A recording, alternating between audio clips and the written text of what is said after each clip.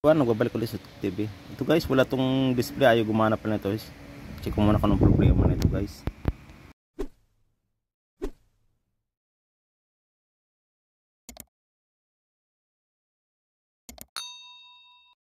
Yan mga boss, buksan ko muna pala nito.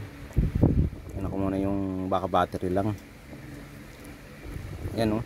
Medyo nag-corrosion yung mga lagayan ng battery mga guys. Yan. Pero original to dahil hindi parang stainless yung ano. Iba kasi kinakalawang pagka battery kasi pagka napabayaan na yan nalagay dyan. Nagtutubig. Yan. Mayroon akong bago ditong battery mga idol. Yan guys oh. Wala siyang ano. Now, hindi kompleto yung display niya. Yan patol. Hindi. Palagay ko nito yung ano lang sa LCD yung contact niya. Ang ganito ko. Lilinisin ko muna siguro ito mga guys. Ang model pa nito Sanwa DCM 400 clamp meter. Original pala ito na clamp ammeter. Mga maliliit na siya. Dati ang sinaunang labas ito malaki. Meron ako dati nitong may analog pa ako dating Sanwa eh. Wala na, sira na rin. Tagal ko na rin ginamit yun. Pero ito galing pala to guys sa ano ko pala ito nabili sa Saudi. Guys. Ano ko muna. Na-stock pala to guys. Hindi nagamit.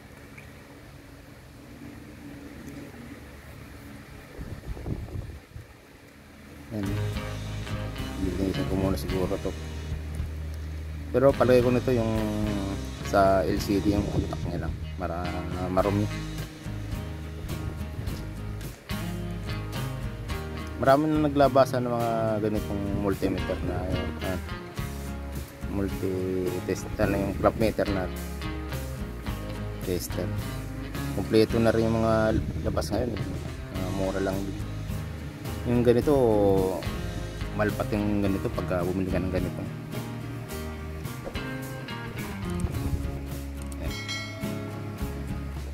Guys, kung napan ako sa aking channel, paki-like, paki-subscribe, paki-click the button rin para sa mga video na upload. Salamat sa mga subscriber. Maraming salamat. Maraming kayo guys. Salamat na marami. Sa mga sumusuporta, sa mga nag-subscribe, maraming salamat kayo mga idol. Hindi ko na kayo maisa-isa. Yan ang board niya guys oh. Magandang klase. Maganda pala sa mga ganito kahit na magkamali ka ng setting, hindi masisira ang tutod sa mga analog. Yan guys oh. Dito lang sila mga ganito. Linis lang ano. Kasi minsan nagkokorosyo, nagmumoist, tapos nagkakaroon ng acid niya. Guys, malinis naman no.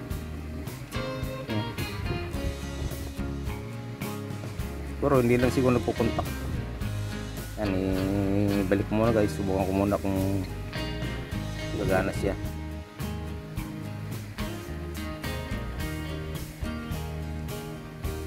Corrosion ng lagayan na nagtubig siguro yung dating battery dito, napansin kaya yun. Tagal na pala ito guys, na-stock ko tapos binigay ko sa probinsya. Tapos yun naman niya nagagamit kaya binigay ulit sa akin. Yan, doon nga lang talaga guys, yun, nawawala-wala sa contact lang ng LCD.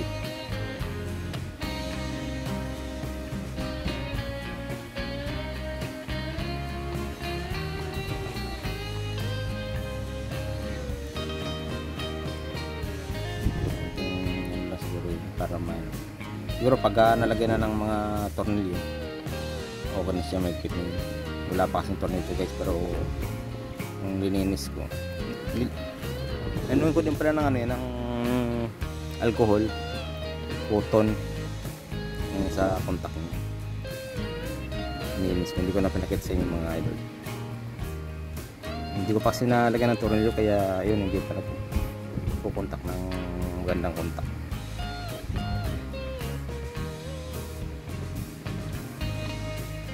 Iba talaga pagka mga original na gawa ng Japan, gandang klase. Tulad ito yung original na gawa ng Japan na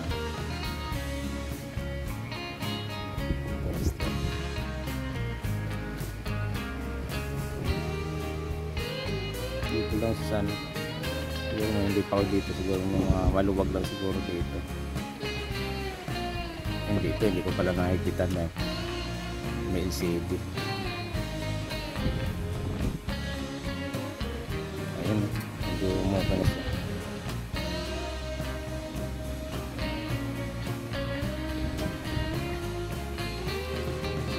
Naglulus lang talaga.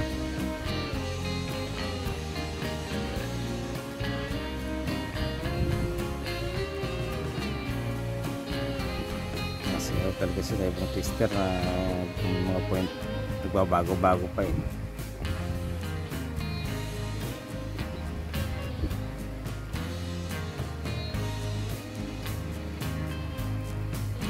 Yan, oil na siya. Dati wala yun, hindi lumalabas ng ganyan na oil. Okay na siguro yun guys. Nagbitan ko na, sana hindi na magloko. Ito yung may box pa yun. Itong dati yung original talaga natin spread guys. May katagalan na to, pero okay pa naman. Yung mga labas ngayon may mga backlight na eh, automatic na backlight. Ito yung mga ano pa to eh, wala pa backlight na clamp tester. Yun o, wala kasang base.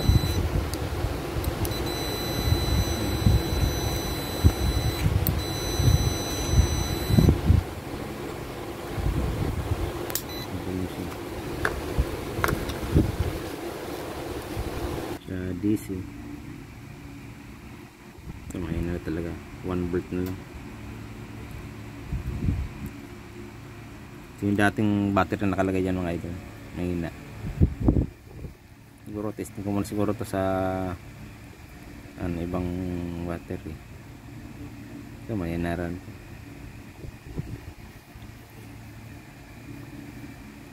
Meron ako ditong power supply na regulated power supply. Check ko muna dito siguro para i-calibrate. Yan, naka 12 volt yan mga idol.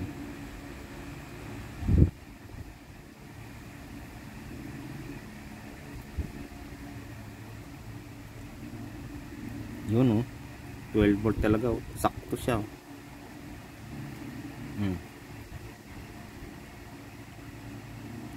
Yan, pagka sa DC okay na siya, sa AC okay rin yan. Siguro sa ganito pang gamit lang siguro ito pagkuha ng current sa mga motor. Kasi meron naman akong gamit na meron naman ng, pero mas maganda rin, kompleto na kasi ito, pwede mong gamitin sa sa current, kuha ng current sa motor, tapos yung kuha ng voltahe kasi meron ng anti-spread eh. Yan guys, siguro ano ka na to, yung lilinisin ko lang siguro yung lagay ng battery. Kasi okay na rito sa LCD. Konting linis-linis lang pala. Yung contact hindi nagpa-proper contact siya. Ito talagang kagawa ng Japan. Original na gawa ng Japan.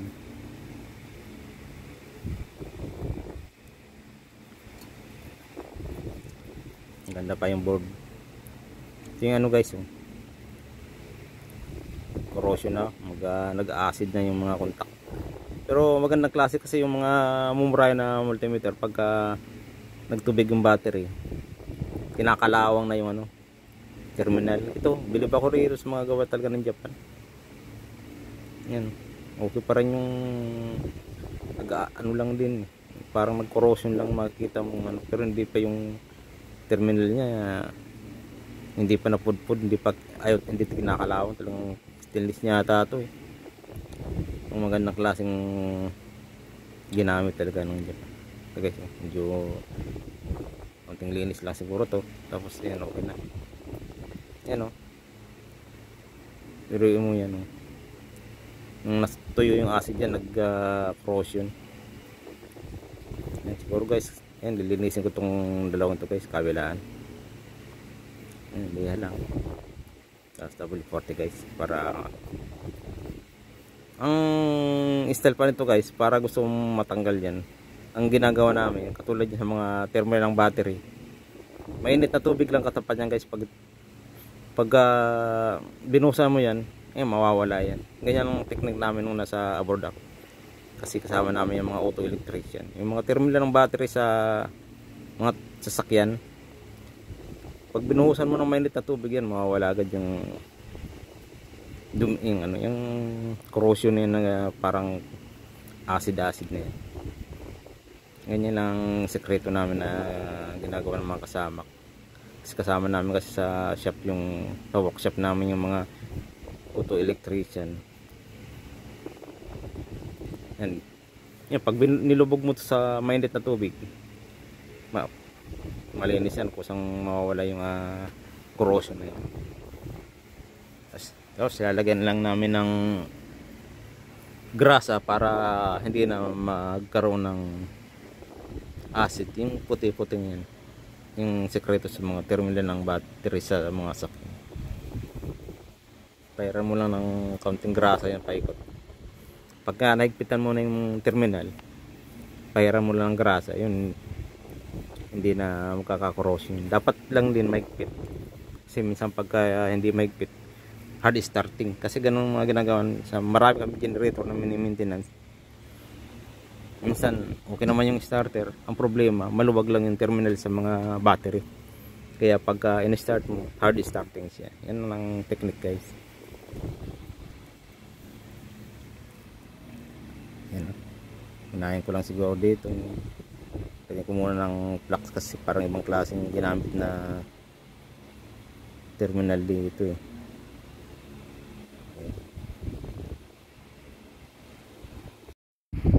Guys, na solda ko na. Dati kahit na dito sa loob, puro corrosion talaga eh, yung acid na natuyo. Lagyan ko na siguro nito para for safety, hindi yun siya dumik sa, kasi ano to yung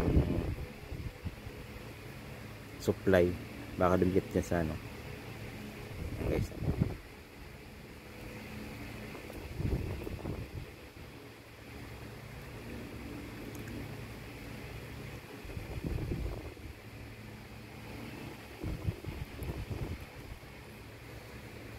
yan, ganun lang, kulang lang sa maintenance, papakinabangan uli yung ganito. Kasi mga original na, lalo ganito gawa ng Japan, talagang accurate eh, lalo itong Sanwa ganito. Kahit na yung analog na multimeter na Sanwa, ang gandang gamitin, accurate talaga siya, nagbabasa. Yan, okay na guys oh.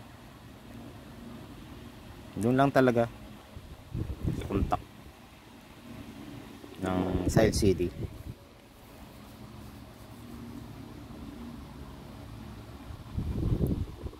Ayos na.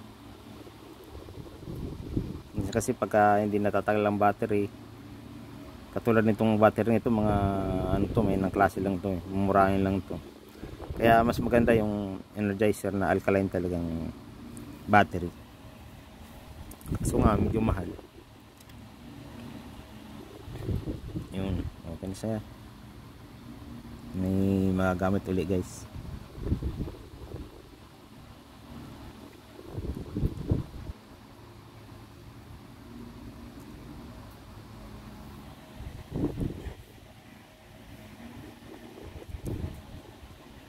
Yun, 0-0 talaga siya oh. Hindi katulad ng iba, nagka-count pa bago-bago eh.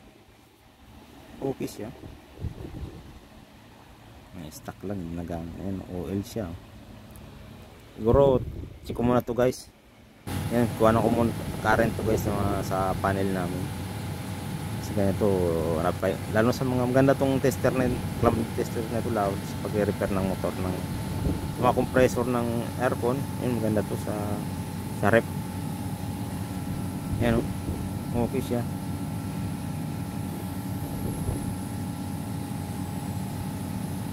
Ito lang namang importante dito ng ganito. Yan. Ayos na. Na-restore ulit.